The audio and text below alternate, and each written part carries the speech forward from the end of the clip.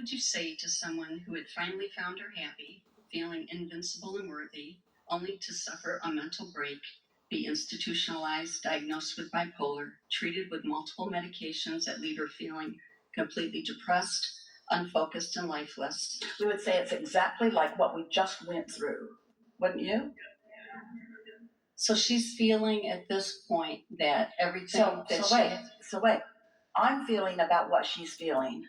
This is the point of this. We're going to talk about this. But more important, we want to talk about what you're feeling about this, because we have never worked so hard to get someone in the chair. Okay, how I feel about this is that when I look at this person who appears to be suffering, I see the wholeness and the beauty of who she is. We know you want to, but we don't believe you yet. We know that's what you want to do, but that clarity is not within you. If that clarity were within you and we pointed in your direction, there would have been such a connection between you and us that everything else would have been obliterated around you. So you're walking through an airport and you're just sort of drifting, a crowded airport, and people just kind of bump you and you're stopping frequently to wait for it to clear, and then you're looking for an end run where you can get around somebody. Or you can be very clear about where you're going and be moving in that direction. It's like the seas just part for you. It's like everyone becomes a cooperative component to your intentionality.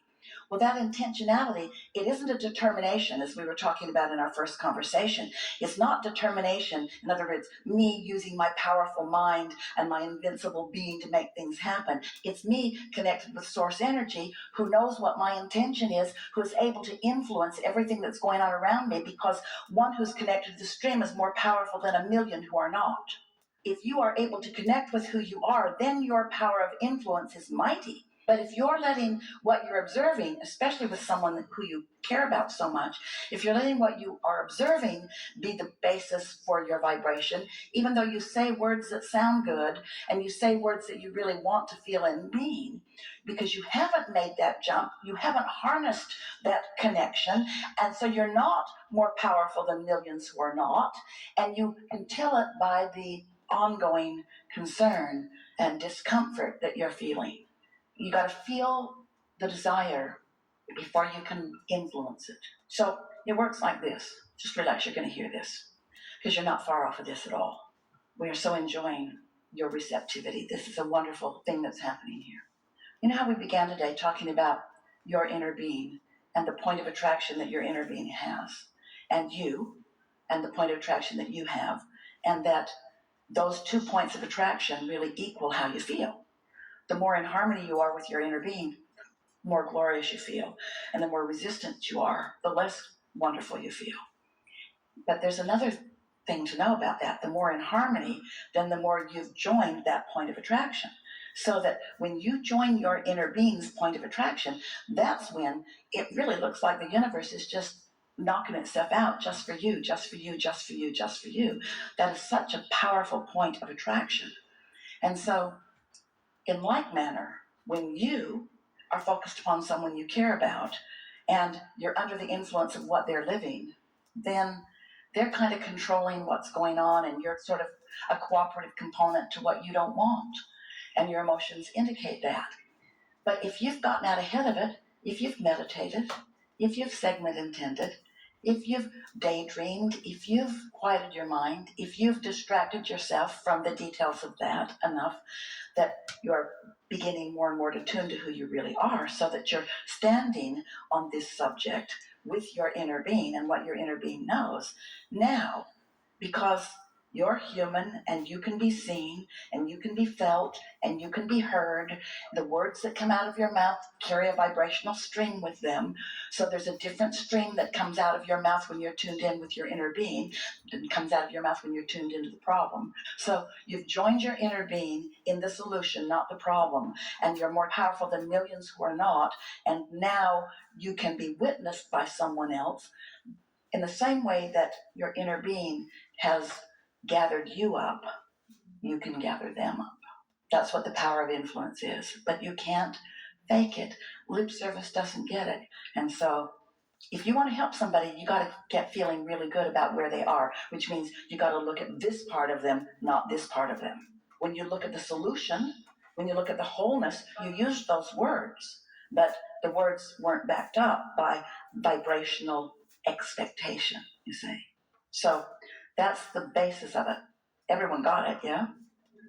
Don't let people talk you in to responding to their problems. Don't let your observation of their problems be the basis of your vibrational offering, because you won't help them, and then they're the reason that you're not in alignment with who you really are. So if somebody is thinking that the only solution they have is to maybe exit this life. Again, we don't want to talk about them. We only want to talk about you. Okay.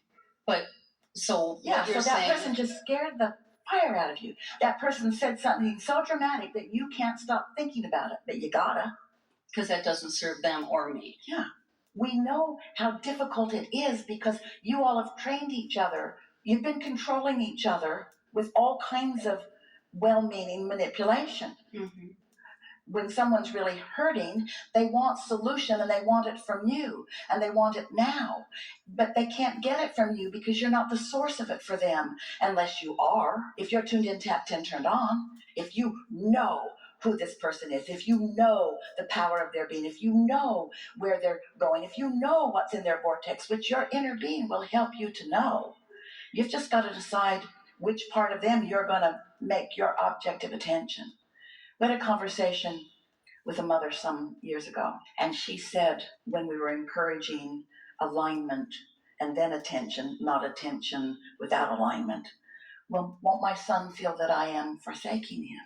And we said, well, how could anyone feel like they're being forgotten or like they're not important when you're focused unequivocally on the wholeness of who they are and reflecting the beauty of that back to them constantly? In other words, when you know what you know, if you have some illness dripping from your body and you showed up in a doctor's office and the doctor went, oh my God, that does not instill confidence. That's not the doctor that you would say, can you help me? He's afraid of you. But if you see someone who says, yeah, that's good, seen it before, confident in your well-being. Most doctors are not all that confident in your well-being because your illnesses have trained them into negative expectation. But you get our point. How can somebody who is under the influence of medication regain clarity and connection? Are you under the influence of medication? I am not. Then that question is off limits right now. Okay. That question is none of your business, and neither is the answer. Because we keep talking to you about your influence, and you keep looking back at what's going on. So far, you haven't heard anything we've said. Well, you've heard it, but it's not registering with you, and it's all right. We get why. Well, I'm feeling like if I don't get these answers, then I'm letting them down. Well, often in a gathering like this, if there's someone, as we're using this word deliberately, as sort of balled up in resistance as you are about this, we wouldn't call you forward because of the struggle of the explanation. But because of the willingness of this group and because lots of them have similar things going on, but most important, because of the power of your desire, you light it up even with the resistance all around you. Instead of being bright gold, which is what Esther usually sees, you are green, but you are the brightest green that she has ever seen. Now, this is just Esther's interpretation. So she was compelled there, couldn't get her eyes off of you, couldn't not keep pointing there because the desire is so strong, even though the resistance is strong too, as is evidenced by this conversation. Well, that's something worth taking away today. You're getting these answers, you're just not quite ready to let them in because for some reason you've decided, a lot of people do, you've decided to blame yourself for where this person is. You feel like this is your last chance to help, and your attitude is, and if I'd been better along the way, then this wouldn't be at this situation, and this had nothing to do with you. This is not something that you must overcome. This is something that your life experience that you want to overcome. You've put so much in your vortex about the happiness and well-being of this person that that's all your inner being sees. And this temporary disconnect, we're talking about yours, not theirs. What we want you to hear from us is You can find connection while that's going on. You can find connection while that's going on. You can find connection while that's going on. You can find distraction from that while that's going on. That doesn't feel like it because it's the only thing you think about. It's what you think about when you wake up. It's what you think about all day. It's what you think about when you go to bed. You're obsessed with it. And we get why. We get why, but you're obsessed with it from a vibrational place that isn't helping, and it's depleting you to the point that you're green. Right. Thank you. I love you so much. At least you're lighting up. I know, right? Don't underestimate that. You're not bored with this conversation, are you? Don't you all know? Can't you feel when you really want something? And can't you tell? Can't you feel when you're on the wrong end of the stick of something that you want? And don't you just want to demand of the universe that they make you an exception? But the law of attraction won't make you an exception. And so the power of your desire, you've just got to work it around a little bit, and it'll get a little bit better every day. And you've got time for this. There's so much that we can see here that we aren't concerned, and you've got to reach that place too. But in all fairness to you, we're never concerned about anything. We just trained ourselves that way. We just don't look there. We just don't look there because it doesn't help. We don't look there because the bigger part of you and the object of your attention is here. You've just got to know that, but that's that trust. And every day as you gather information that frays at the ribbons of your trust, it doesn't help you. So you've got to find some way of separating yourself a little bit from that. A book that you can write in will help you a lot. And writing positive aspects of things, especially off that subject, will help you a lot. You made some progress here, but the entire universe is focused with you, and you were still stubborn. Mm-hmm. We'd love to have this came about. We almost had to leave the stage and they'll bodily bring you to the stage. But in that pile of sticks, there are a whole lot of other sticks in that pile that you do have the ability to pluck up and focus on. And a lot of those sticks you already feel good about. Can you name some of those subjects where you have no worries? In the same way that this subject calls you that way, can you tell us any other subject that easily calls you this way? Actually, the thing that I find most pleasure in is my fairy garden. And the story that kind of evolved from that, and it's changed my perspective and how I live my life. All right, that's one thing. What else? The knowing through this fairy garden. Yep, we're looking for subjects. We're looking for subjects. My connection to Source. That's a good one. My granddaughter, who totally keeps me connected to my Source. Doesn't keep you connected. You stay connected. Is your granddaughter keeping you connected because she offers conditions that make you conditionally connect? She offers unconditions. Is it her doing or yours? I think it's ours. Is it easy for you to feel good when you think about her? Oh, instantly. And do you need to be with her to feel that way? No, I do not. Then it's you. Then it's me. Okay. So right. You have the ability to focus on that. Every time you pick that stick up, you feel good. So that would be a really good thing to focus on, because focusing on that in no way diminishes your attention to the other. It just puts you in a position where when you're in the forest and the tree falls, you'll hear it. Right. Got it. Anything else? Any other sticks in the pile? Of course. Oh, my family. Of course, she says. Of course. Yeah. Of course. Yeah. My twin sister. Yeah. Oh my gosh, my dog, my gardens, my flowers, just breathing in the fresh air, going for my walks. See what's happening?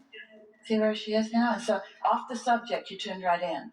And off the subject, impulses will come to you. When those impulses come, follow them, because those will be very beneficial to you, impulses. And then just enjoy watching the unfolding of this. You just got all your power back. But you got your power back by reaching for the pleasure in the stick pile. We didn't ask you for the most powerful stick. We asked you for the best feeling one. Your granddaughter, your fairy garden, your dog. Oh my gosh, my dog. Yeah, really good. My favorite dog that digs up my garden, she is my favorite dog. Love her dearly.